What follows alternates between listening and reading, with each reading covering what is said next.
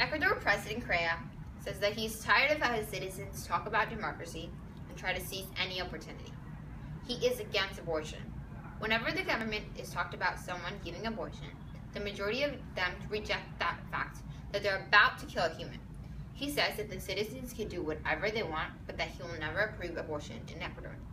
Is President Rafael Correa's opinions the only one that matters? Yes, according to him, it is.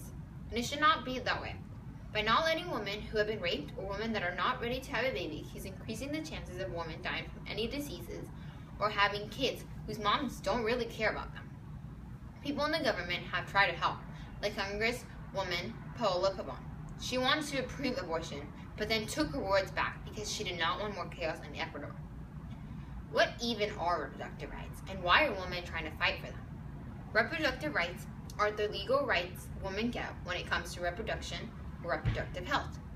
These rights give women the freedom to decide how many children they want and when they want to have them, and the spacing between the children. Ecuador does not give women who are not mentally disabled this right, and that is one of the main reasons why Ecuador has the highest rate of adolescent pregnancy in the Andean region.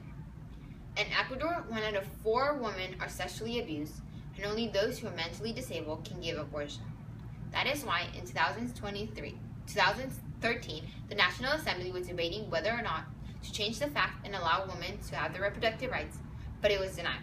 It was not approved, and those women who either were sexually abused and women and girls who were not ready to be a mother still had no rights.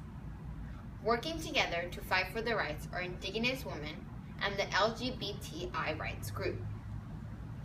In Article 32 of the 2008 Constitution, it clearly specifies the rights women have.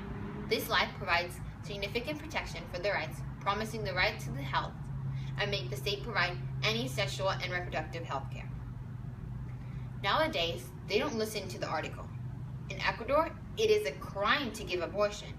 This is because they consider a fetus a human, and that you will go to jail if you murder the baby.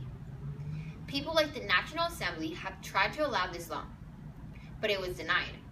Indigenous women want their reproductive rights, but are too afraid to fight for them because they don't know what would happen to them.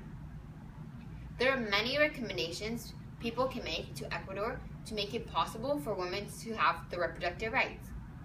One of the main recommendations that Ecuador should follow is to allow the National Assembly and the executive branch to remove the discriminatory language found in Article 447 of the Criminal Code, which only allows women who are mentally retarded or demented who have been raped to have access to legal abortion.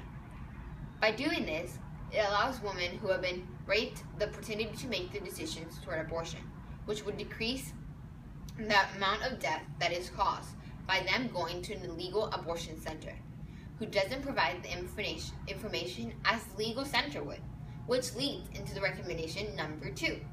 If they were to legalize abortion, they should make more public and private facilities provide the patient with enough background of abortion. They should provide counseling and support. This will help the patients be comfortable and safe, and not to make the wrong choice by going somewhere where they would risk their lives. The last recommendation is obvious, but the National Assembly should pass on the right. President Correa is threatening to resign if the National Assembly were to pass on the law. So if they do, Ecuador will not be in charge of someone who's so against women's reproductive rights. Not having reproductive rights is killing thousands of women. Ecuador needs to understand that without the right, women are not going to risk their lives by going to a non-certified facility of abortion to prevent them from going to jail.